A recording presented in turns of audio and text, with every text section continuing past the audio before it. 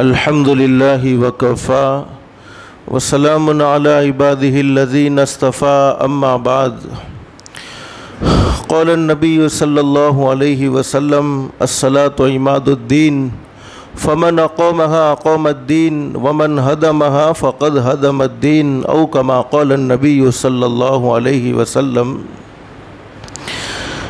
آج رمضان المبارک کے مہینے کا 28واں روزہ، چند گنے چنے دن، 2 دن یا 3 دن باقی رہ گئے ہیں۔ اللہ سے دل سے دعا کر لو جتنے دن باقی ہیں اللہ ہم سب کو ان کی قدردانی کی توفیق نصیب فرمائے۔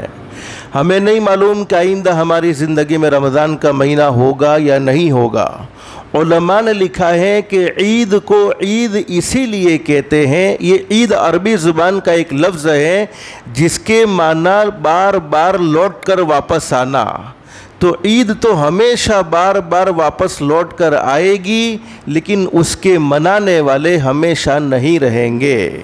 گزشتہ بہت سے لوگوں نے جمعۃ الوداع کہا کہ رمضان کا یہ آخری جمعہ، اب رمضان وداع ہو رہا ہے۔ رمضان وداع نہیں ہو رہا، رمضان تو قیامت تک آتا رہے گا، بس ہم نہیں رہیں گے۔ آئندہ ہمیں نہیں معلوم، ہماری کوئی گارنٹی نہیں، لیکن میرے پیارو اللہ سے دل سے دعا کر لو جیسے رمضان کے مہینے میں ہم نے اپنی مسجد کا خوبصورت ماحول بنایا، یعنی اعمال کے ذریعے مسجدوں کو آباد کیا، تو رمضان کے جانے کے بعد بھی ہم مسجدوں کو ضرور آباد کریں گے انشاءاللہ۔ حدیث شریف میں موجود ہے، ایک مرتبہ ہمارے نبی حضرت محمد الرسول اللہ صلی اللہ علیہ وسلم تشریف فرما ہے۔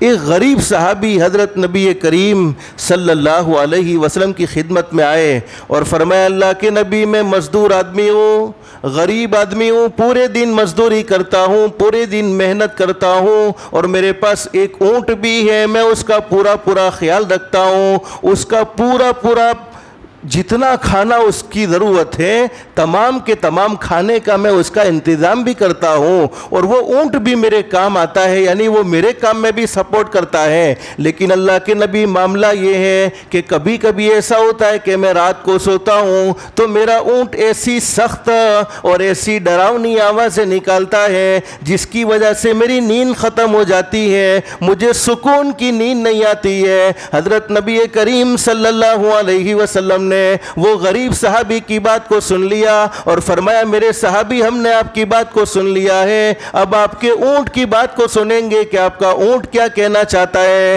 حدیث شریف میں موجود ہے حضرت نبی کریم صلی اللہ علیہ وسلم نے اونٹ کو بلانے کا حکم بھیجا۔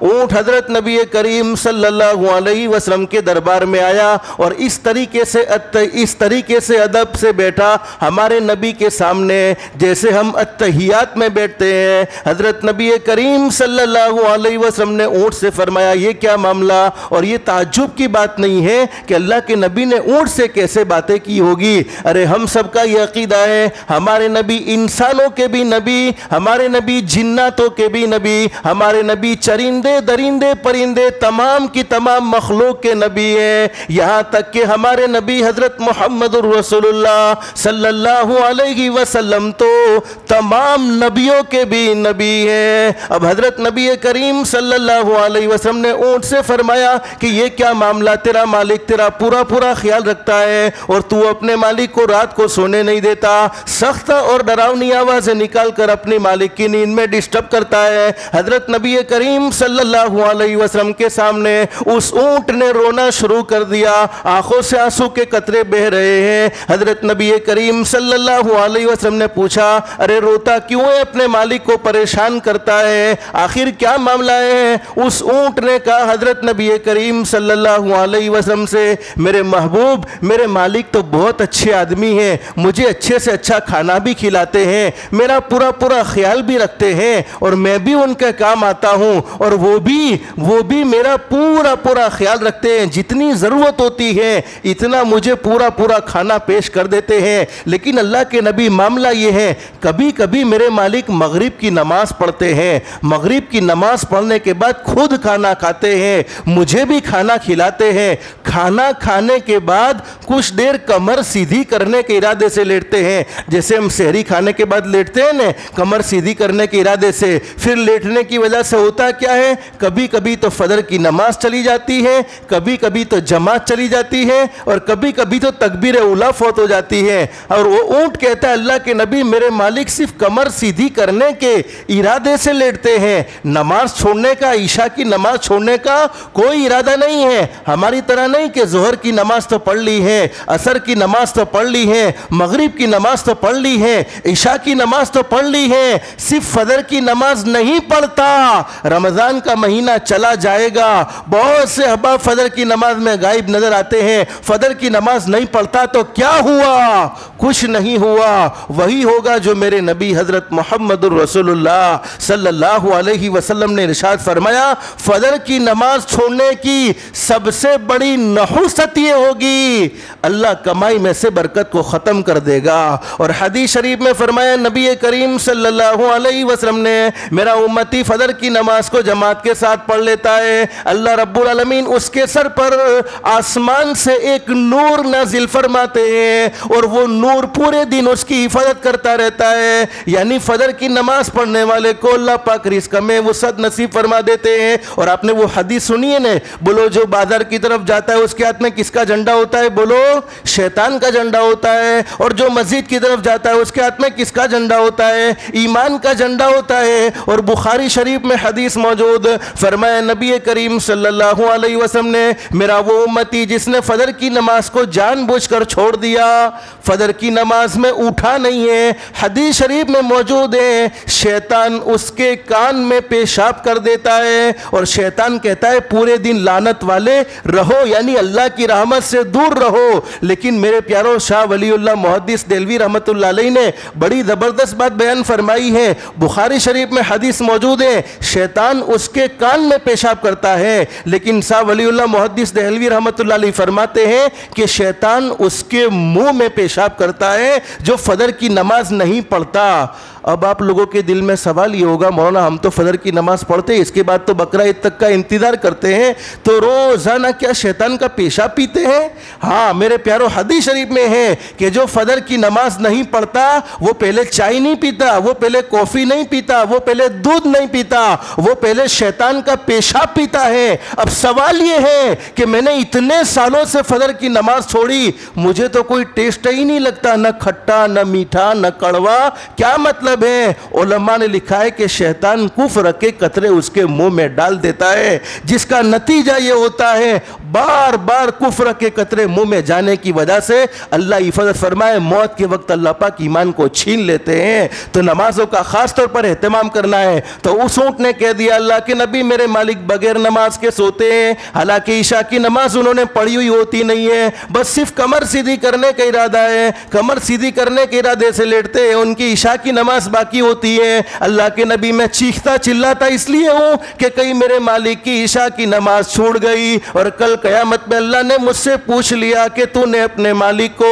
نماز کے لیے کیوں نہیں جگایا تھا، تو میں رب کریم کو کیا جواب دوں گا؟ میرے پیارو، ایک اونٹ ہے، اونٹ جانور ہے، جانور جس پر نہ کوئی جنت ہے، جس پر نہ کوئی جہنم ہے، اور وہ اپنے مالک کی ایک نماز کے بارے میں اللہ سے ڈرتا ہے کہ میں اپنے مالک کی ایک نماز کا میرے رب کو جواب نہیں دے سکتا۔ ہم تو مسلمان ہیں، امام الانبیاء کے امتی ہیں، شان والے نبی کے شان والے امتی، اور ایک روایت میں یہاں تک موجود وہ اونٹ کہتا ہے اللہ کے نبی میرے مالک بغیر نماز کے سوتے ہیں، مجھے ڈر لگتا ہے کہ کہیں اللہ کا عذاب نازل نہ ہو جائے اور اس اللہ کے عذاب کا میں مستحق نہ بن جاؤں، اس لیے میں چیختا ہوں چلاتا ہوں۔ تو ایک جانور کو اپنے مالک کی ایک نماز کا اتنا فکر ہے، ہم دھڑا دھڑ رمضان کے مہینے میں الحمدللہ نمازوں کا اہتمام کرنے کا، نمازوں کو ادا کرنے کا اہتمام کیا، لیکن رمضان کے جانے کے بعد ہمیں نماز کی کوئی پرواہ نہیں رہتی۔ اس لیے میرے پیاروں طے کر لو، دیکھو مسجد اللہ سے دعائیں بھی کرتی ہیں، مسجد بد دعائیں بھی کرتی ہیں۔ حدیث شریف میں فرمایا نبی کریم صلی اللہ علیہ وسلم نے مسجدوں کو آباد کرنے والوں کے لیے مسجدیں دعائیں کرتی ہیں، الہ العالمین جس نے مجھے آباد کیا ہے تو ان کے گھروں کو آباد کر دے، تو ان کے گھروں میں خیر و برکت نازل فرما دے، اور جس نے مجھے ویران کیا ہے تو ان کے گھروں کو ویران کر دے۔ اس لیے میرے پیاروں، نمازوں کا خاص طور پر اہتمام ہونا چاہیے۔ رمضان کے مہینے میں جیسے ہم نے نماز کو، دیکھو ہم اللہ سے کیسے ڈرے ہیں، رمضان کے مہینے میں بند کمرے میں ہوتے تھے، حالانکہ فریج بھی ہمارے کمرے میں موجود ہے، اچھے سے اچھا کھانا بھی ہمارے گھر میں موجود ہے، اس کے باوجود اللہ کے ڈر کی وجہ سے نہ ہم نے ٹھنڈا پانی پیا ہے، نہ کھانے کی کوئی چیز کھائی ہے، کیونکہ میرا رب دیکھ رہا ہے، میرے رب کو میں کیا جواب دوں گا؟ تو نماز چھوڑتے وقت کیا میرا رب نہیں دیکھتا؟ فجر کی نماز میں سوتے ہوئے کیا میرا رب نہیں دیکھتا؟ اور حقیقت یہ ہے اس وقت امت مسلمہ پر بڑے حالات ہیں، ہم اللہ کے سامنے جھک جائیں گے، اللہ پاک تمام کے تمام حالات کو دور فرما دے گا۔ جو اللہ کے سامنے جھکتا ہے پوری دنیا اس کے سامنے جھکتی ہے، پوری دنیا اس کی عزت کرنے پر مجبور ہوتی ہے، اور جو اللہ کے گھر سے دور بھاگتا ہے اللہ اس کو پوری دنیا کے سامنے جھکا دیتے ہیں۔ تو بولو جھکنا کس کے سامنے چاہیے؟ اللہ کے سامنے چاہیے۔ تاج سے طے کرتے کہ ہو انشاءاللہ نمازوں کا خاص طور پر اہتمام کریں گے انشاءاللہ۔ رمضان کا مہینہ جانے کے بعد بھی جیسے رمضان کے مہینے میں ہماری مسجد فجر کی نماز میں کتنی پھول نظر آئی، اسی طریقے سے رمضان کا مہینہ جانے کے بعد بھی ظہر کی نماز میں بھی وہی مجمع، عصر کی نماز میں بھی وہی مجمع، بلکہ دین بدین ہمارے نمازی بڑھتے ہونے چاہیے۔ دیکھو اللہ پاک نے ہمیں 24 گھنٹے دیے، بولو دین رات کے کتنے گھنٹے ہیں؟ 24 گھنٹے۔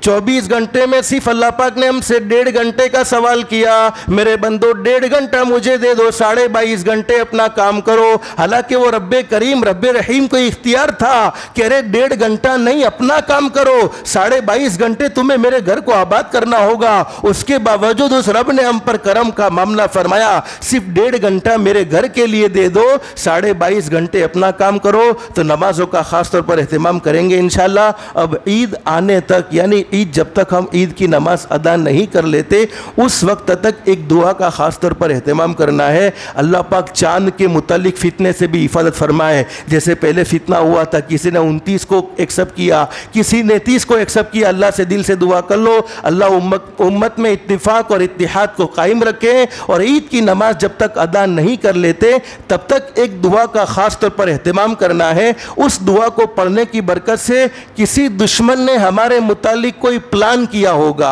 تو اللہ کی ذات علی سے امید ہے وہ پلان اس کا ناکام ہو جائے گا انشاءاللہ۔ بلکہ علماء نے یہاں تک لکھا ہے کہ اگر ہمارے خلاف کوئی پلان کیا ہوگا، ہمیں تباہ و برباد کرنے کا کوئی پلان کیا ہوگا، تو وہ بربادی پلان کرنے والے کے مقدر میں رہے گی۔ اور آپ نے یہ بات سنی ہے نا، جے بیجا ماٹے کھاڑو کھودے خود کھاڑا ماں بولو، ارے سنا ہے کہ نہیں سنا؟ گجراتی کی یہ کہوت ہے۔ حضرت نبی کریم صلی اللہ علیہ وسلم کا کٹر دشمن، بس 2 منٹ میں بات ختم، حضرت نبی کریم صلی اللہ علیہ وسلم کا کٹر دشمن، اب 2-3 دن کا مسئلہ ہے، یہ پورے ہمیشہ کا یہ بیان نہیں ہے، یہ رمضان تک کی یہ آفر تھی۔ اللہ سے دل سے دعا کر لو، جتنا ہم نے سنا ہے اللہ ہم سب کو عمل کی توفیق نصیب فرمائے۔ حضرت نبی کریم صلی اللہ علیہ وسلم کا کٹر دشمن ابو جہل، جس کی ہمیشہ یہ کوشش رہی کہ حضرت نبی کریم صلی اللہ علیہ وسلم کو تکلیف پہنچائی جائے، ایک مرتبہ ابو جہل نے پلان بنایا کہ حضرت نبی کریم صلی اللہ علیہ وسلم کے راستے میں